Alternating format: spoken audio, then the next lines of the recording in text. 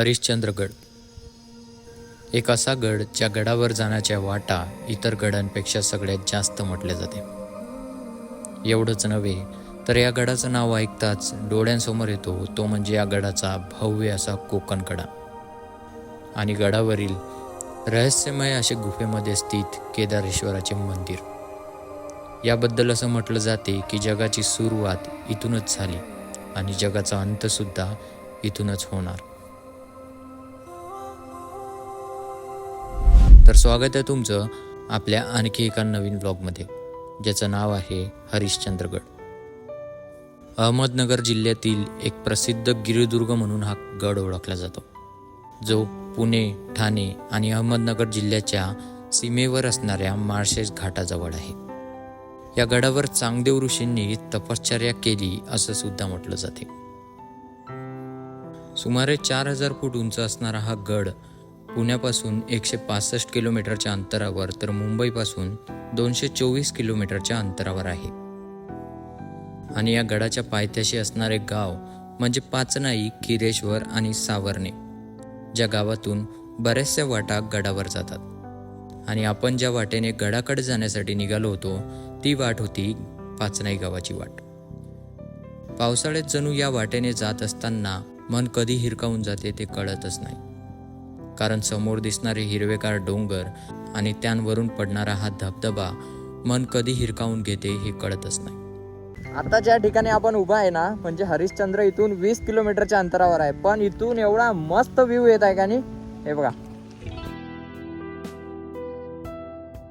याच कारणामुळे आपण गडावर जाण्यासाठी लेट होतो. आता हेच बघा तुम्ही, किती मनमोहक व्ह्यू आहे का नाही. खरंच जी डोंगर रांग दिसते ना, एक नंबर. आणि तिथं त्या बाजूला तर धबधबा पण आहे. आता तो आपल्याला दिसू नाही शकत, परंतु जबरदस्त व्ह्यू आहे एकदम.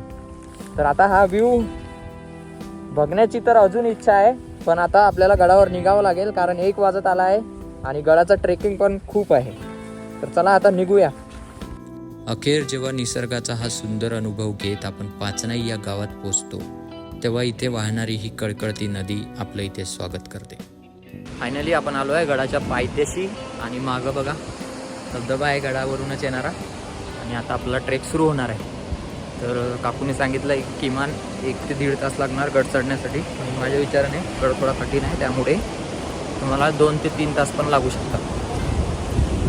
या गावामध्ये पोचल्यानंतर गडाची कमान दिसून पडते. तसं म्हटलं तर गडाकडे जाणारी ही वाट मध्यम स्थितीमध्ये आहे, परंतु तीच वाट थोडी अवघड होते, कारण पावसामुळे या वाटेने गडाकडे जात असताना पाय स्लिप होण्याची थोडी शक्यता असते. अवघ्या थोड्याच वेळानंतर आपण गडाच्या लोखंडी शिडीकडे येऊन पोचतो.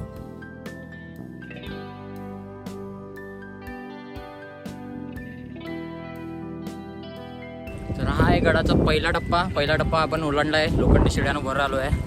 आणि आता मागे जो आहे त्या गुफेसारखंच आहे, ग्रिल बांधलेली आहे, तिथून वरून पाणी पडते. ते दृश्य पण एकदम मस्त दिसते. तर चला, तिकडे अगदी खूपच धुका आहे आणि हा मार्ग पाहू शकता तुम्ही, एकदम दगडाच्या आतमध्ये कोरून बांधलेला आहे. आणि या वाटेने जात असताना वरून पडणारा धबधबा जणू मनाला एक वेगळाच आनंद प्रदान करतात. ही वाट ओलांडली की समोर आपल्याला गडावरून वाहणारी मुळा नदी दिसून पडते. आता या ठिकाणी फोटोज किंवा व्हिडिओज काढायला लोकांची गर्दी असते, परंतु या ठिकाणी फोटोज किंवा व्हिडिओज काढत असताना अतिशय काळजी घ्यावी लागते, कारण पावसाळा असल्यामुळे ही नदी रौद्ररूप कधी धारण करणार हे सांगता येत नाही. त्यामुळे इथे जास्त वेळ थांबत असल्यास थोडी काळजी घ्यावी. इथून पुढे जात असताना धुक्यामुळे सहसा वाट दिसून पडत नव्हती, आणि याच कारणामुळे मी तुम्हाला गडाकडे जाण्याची वाट ही अवघड का होत जाते हे सांगितलं. मात्र इथून पुढे गेल्यानंतर हीच नदी आणखी एकदा आपल्या डोळ्यांसमोर येते आणि या लोखंडी पुलाद्वारे ओलांडून आपल्याला नदीच्या दुसऱ्या बाजूस जावं लागते. पूल ओलांडल्यानंतरची थोडी अवघड वाट ओलांडली की आपण गडाच्या छोट्या अशा हरिश्चंद्राच्या मंदिराजवळ येऊन पोचतो. आता आपण जिथं पोचलो आहे ते आहे गडावरील हरिश्चंद्राचे मंदिर. त्याच्याच अगोदर इथे जर खाली बघितलं तर इथे दिसून पडते, आणि मागच्या बाजूला हे आहे हरिश्चंद्राचे मंदिर. तसंच मंदिराच्या आजूबाजूने अनेक वास्तू सुद्धा दिसतात. आणि या वास्तू कदाचित गडावरील समाधीसुद्धा असू शकतात. हरिश्चंद्राचे दर्शन घेतल्यानंतर अवघ्या 20 मिनिटाच्या वाटेनंतर आपण गडाच्या मुख्य भागाकडे येऊन पोचतो, म्हणजेच हरिश्चंद्रेश्वराच्या मंदिराकडे येऊन पोचतो. आता आपण यासाठी थांबलोय कारण धुकं असल्यामुळे आपल्याला समोरचं काही दिसत नाही आणि मंदिर पण समोरच आहे, परंतु त्या मंदिरचा शूट आपण व्यवस्थित घेऊ शकणार नाही. आणि तसंच एक गोष्ट सांगायची झाली तर गडाच्या माथ्यावर येण्याचा सहसा आपल्याला रस्ता सापडून जातो, पण या धुक्यामुळे काय होते आपल्याला थोडं कन्फ्यूज होते आणि आपण रस्ता विसरू शकतो. आता ते जे झाड आहे ते इथून किमान 10 ते 15 मीटरच्या अंतरावर आहे, परंतु ते पण व्यवस्थित दिसत नाही. तर आता धुकं हटल्यावर आपण जाऊया मंदिराकडे जाण्यासाठी. तर बराच वेळ धुकं कमी होण्याची वाट बघून सुद्धा धुकं काही कमी होत नव्हतं. त्यामुळे आपण मंदिराकडे जाण्याचं ठरवलं.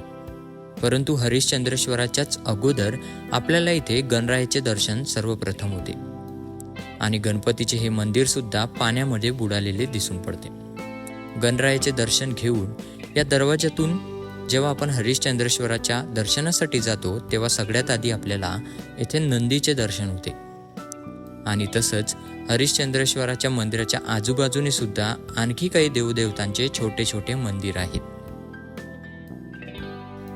त्याचबरोबर हरिश्चंद्रेश्वराच्या मागच्या बाजूला जर आपण गेलो तर इथे एक छोटीशी गुफा सुद्धा दिसून पडते. हरिश्चंद्रेश्वराचे दर्शन घेतल्यानंतर जेव्हा आपण खालच्या बाजूला जातो तेव्हा तिथे केदारेश्वराची गुफा दिसून पडते. मात्र केदारेश्वराच्या दर्शनासाठी जात असताना आपल्याला खूप जास्त काळजी घ्यावी लागते, कारण इथून खाली जात असताना पावसाळ्यामुळे अपघात होण्याचे खूप जास्त शक्यता असते. त्यामुळे इथून सावकाशता बाळगावी लागते. आणि केदारेश्वराच्या या गुफेमध्ये भव्य असे शिवलिंग आपल्या डोळ्यांसमोर येते. आणि इथेच आहे ते 4 खांब, ज्या खांबांचे नाव म्हणजे सतयुग, त्रेतायुग, द्वापरयुग आणि कलियुग. म्हटलं जाते की हे जे 3 खांब नष्ट झाले आहे ते 3 खांब म्हणजे घडलेले 3 युग, आणि एक खांब जो व्यवस्थितरित्या इथे आपल्याला अजूनही बघायला मिळतो तो खांब म्हणजे कलियुग. आणि हा खांब ज्यावेळेस नष्ट होणार त्यावेळेस कलियुगाचा अंत होणार असं म्हटलं जाते. महादेवाच्या शिवलिंगाचे दर्शन घेतल्यानंतर आपण वळलो गडावरील लेण्यांकडे जाण्यासाठी. आता लेण्यांकडे जायचं असेल तर आपल्याला परत एकदा हरिश्चंद्रेश्वराच्या मंदिराकडे यावे लागते. याच मंदिराच्या डाव्या बाजूला आपल्याला पाण्याचे कुंड दिसून पडते. या पाण्याच्या कुंडाच्या मागच्या बाजूस आणखी एक गणपतीचे मंदिर दिसून पडते. आणि या मंदिराच्या मागच्या बाजूने जो मार्ग जातो त्या मार्गाने अवघे 5 मिनिटाच्या अंतरानंतर आपण गडाच्या लेणींकडे येऊन पोचतो. यापैकी पहिली लेणी जर आपण बघितली तर त्या लेणीमध्ये अनेक अशा छोट्या छोट्या खोल्या दिसून पडतात. आणि ही लेणी बघितल्यानंतर जर आपण बाजूच्या लेणीमध्ये गेलो तर तिथे आपल्याला पुन्हा एकदा गणरायाचे दर्शन होते. आता जिथे आलो आहे आपण ते आहे लेणी, आणि या लेणीमध्ये श्री गणेशाचे दर्शन पण आपणास होते. आणि याकडे जर तुम्हाला यायचं झालं तर आता परत धुकं आलं आहे. ते जे दिसत आहे या बाजूला ते आहे मंदिर, त्याच दिशेने या लेणीकडे आपण येऊ शकतो. त्यानंतर आपल्याला कोकणकड्याला पण जायचं आहे, त्या अगोदर आपण बाप्पाचे दर्शन घेऊ. पुन्हा एकदा आपल्याला गणरायाचे दर्शन होते. आणि म्हटलं तर या गडावरील सगळ्यात मोठी गणपतीची प्रतिमा सुद्धा आपल्याला इथे दिसून पडते. आता आपल्याला जायचं आहे कोकणकडा. तर कोकणकडे जर तुम्हाला जायचं असेल तर ज्या दिशेने आपण लेणी बघितली ना त्याच दिशेने खाली उतरल्यावर डावीकडच्या दिशेने आल्यावर आणखी काही लेण्या लागतात आणि हा जो धबधबा दिसतो. तर हीच वाट पुढे कोकणकड्याकडे घेऊन जाते. तसंच इथे पण काही लेण्या आहेत, तुम्हाला वाटेत दिसणारच. तर आता आपण जाऊया शेवटचा भाग म्हणजे कोकणकडा.